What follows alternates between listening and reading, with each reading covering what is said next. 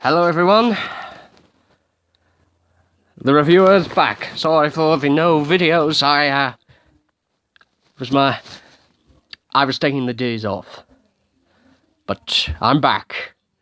Anyway, today we are going to be reacting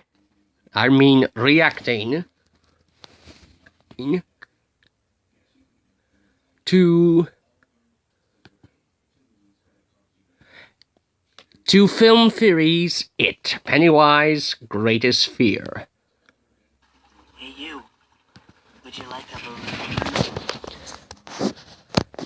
Before our parents entered the war, but now it's our turn to fight. Well, he's pretty big. Everything you've got! Rated PG-13. Huh. Clever. Don't be shy.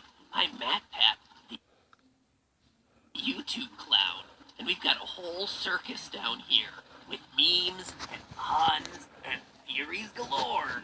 Oh, we all theorize down here. Yes, we do. When you're down here, I hope you can hear this. you'll theorize too.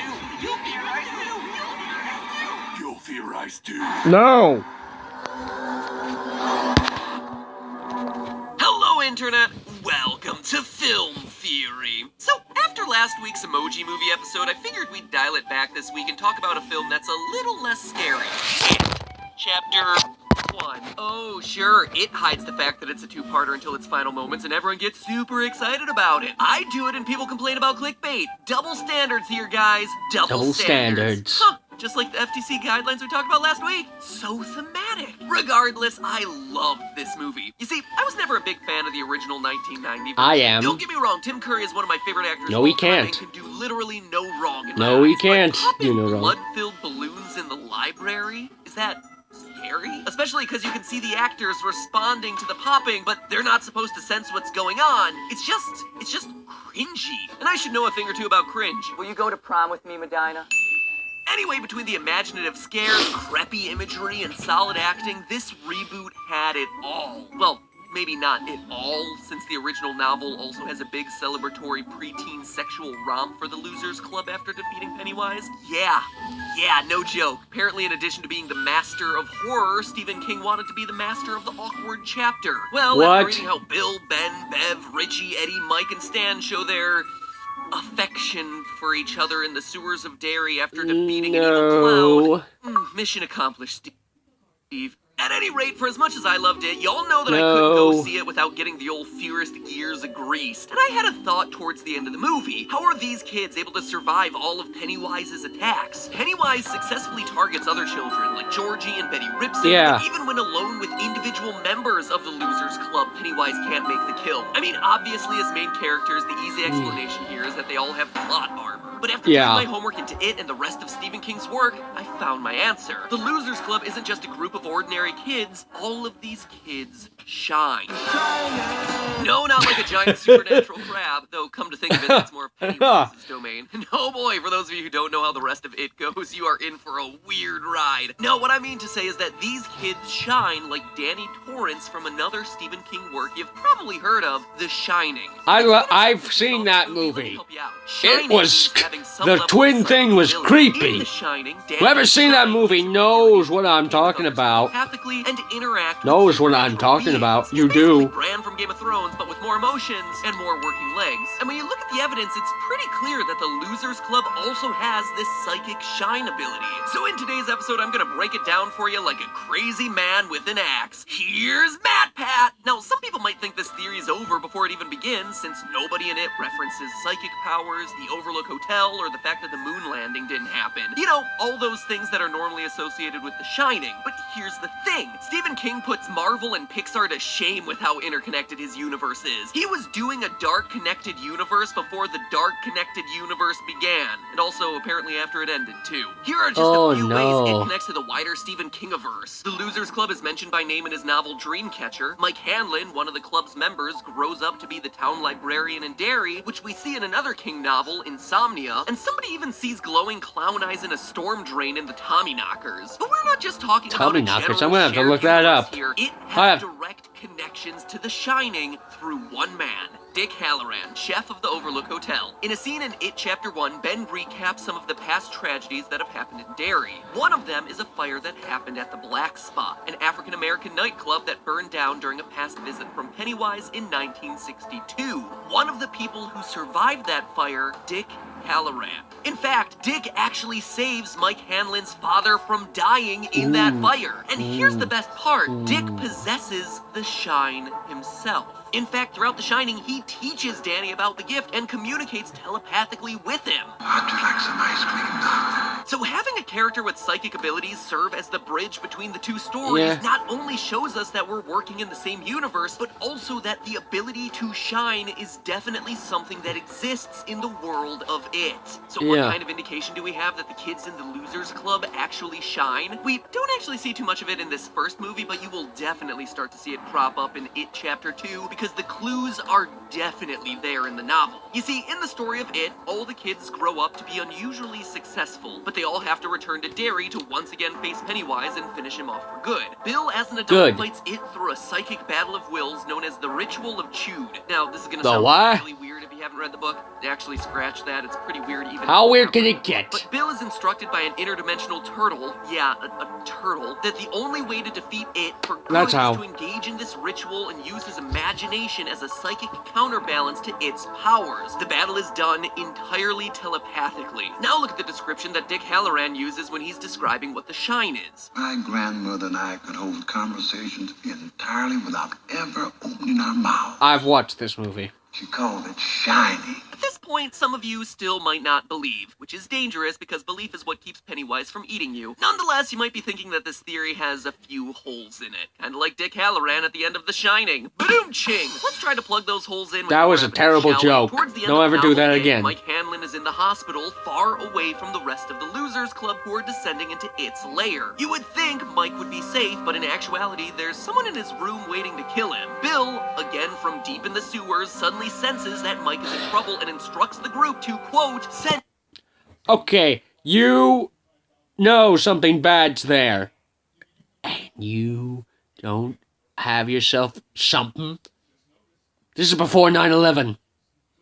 him our power. At which point the club locks hands and sends Mike psychic energy to fight off his attacker like a Goku-sized spirit bomb. And it's not just Bill. The novel clearly states that Bev feels something leave them and go to Mike. Quote from page 1083. Yeah, in case you didn't know, it is a long book. So Crap. Something wrong, Bill said. Mike, I feel it too, Ben said. Send him our power, Bill cried. Bev felt something go out from them and toward Mike, end quote. And then a few sentences later, Mike pushed the call button in his hands. He could hear it ringing at the nurse's station down the hall, but no one came. With a kind of hellish second sight, he understood that the nurses were sitting around down there, hearing his call bell but not responding. Mike suddenly Racist! felt power wash into him. Some primitive power that crammed his body like bolts. So again, we're seeing references to these kids having a quote, the Ritual of Chewd. Bill isn't the only one telepathically communicating with it.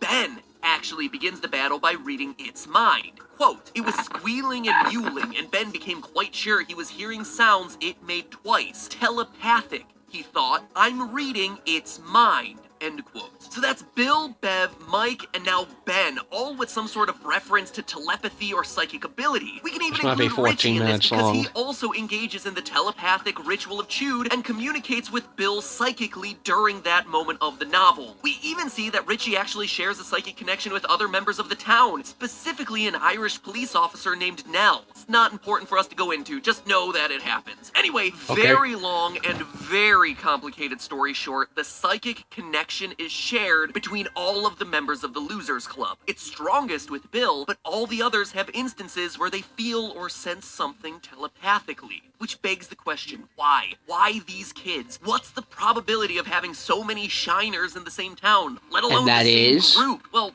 There's And that actually is? a pretty clear explanation. The shine tends to show up in kids who are victims of abuse. In The Shining, Jack Torrance, Danny's father, was a violent alcoholic. We hear in the movie, and repeatedly in the novel, that he dislocated Danny's arm during one of his drunken rages. And his wife Wendy's description of it as just an accident certainly makes it sound like there's either a lot more there, or that it's happened before. And then he had an injury. What sort of injury did he have? My husband had been drinking, and he came home about 3 hours late. Typical wife of that era. He wasn't They exactly deny in his mood anything. that night, but They say anything's an on this accident, particular occasion, even if it's been punched in their there's own too much face. strength, and he injured Danny's arm.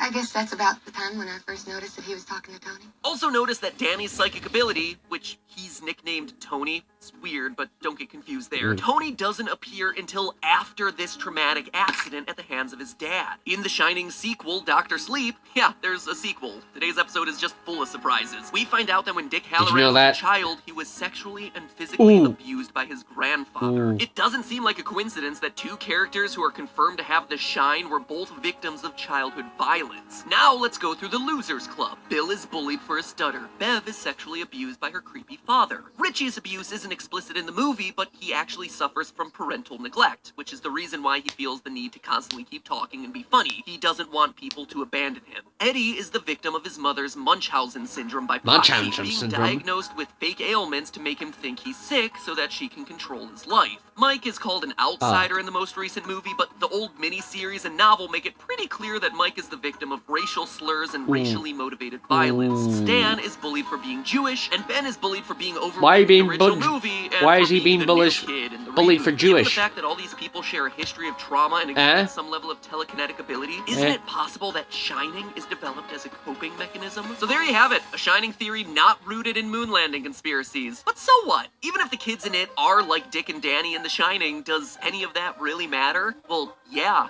Actually, it does. Absolutely it does. It might not just be that the kids have the same power, it might also mean that they're fighting the same evil. Considering that it is a shapeshifter and The is same- really just a oh. manifestation of evil energy from the multiverse, why couldn't it be the evil at the Overlook Hotel? A deeper look into this is probably a theory for another day, but let's just do some quick detective work to talk about how the evil operates in both The Shining and It. Towards the end of The Shining, Jack, crazy and completely consumed by the spirits of the Overlook Hotel, is locked in the pantry by his wife Wendy. Near the end of It, we catch up with adult Henry Bowers, who's gone completely crazy and is locked in a mental asylum. In both instances, a ghost appears to the men. For Jack, it's Delbert Grady, the former caretaker of the hotel who killed his family and wants Jack to do the same. For Henry Bowers, it's his old henchman Belch, who wants Henry to go kill the Losers Club. Both Jack in The Shining and Henry in It are imprisoned, but their respective ghostly visions say that they can get him out in exchange for the respective men committing murder. And we know in both of these instances that they aren't hallucinations, because in both situations, the ghosts provide them with a physical murder weapon. The croquet mallet. Then they're not hallucinations. They're Switchblade not for ghosts. Henry. It's the exact They're not same ghosts. tactic with the exact That's how it same is. goal. Maybe it's not so much that Pennywise can't kill people who shine, but rather just knows how dangerous people who shine can be because they can use the ritual of Chewed. By employing Jack Torrance to kill his son As a Danny and Henry Bowers to kill the Losers Club, the threat to it is effectively wiped out, and it can continue to terrorize and feast on others who are less psychically inclined. And when you consider that all of these Stephen King stories share a universe, does it have to stop there? Why couldn't the evil energy that creates Pennywise possess a dog, like in Cujo, or create a bunch of pet zombies like in Pet Sematary, or convince a girl to murder her classmates in Carrie? If Pennywise is a shapeshifter, that opens the door for it to be the evil in pretty much every Stephen King story ever. A clown, a hotel, an evil car, or anything else. It might even mean that Pennywise doesn't go into hibernation. Maybe he just moves somewhere else in those 30 years between appearances in Derry. But that's all speculation that might lead to a video another day. For now, remember, it's all just a theory. A film theory. And this theory is battery acid and it'll melt your face off. You'll subscribe too. You'll subscribe too. I already have. Subscribe too. You'll subscribe too. You'll subscribe too. You'll subscribe too. Well, ladies and gentlemen, I hope you were entertained, because the next video I upload is going to be later. Much later. Anyway. Goodbye.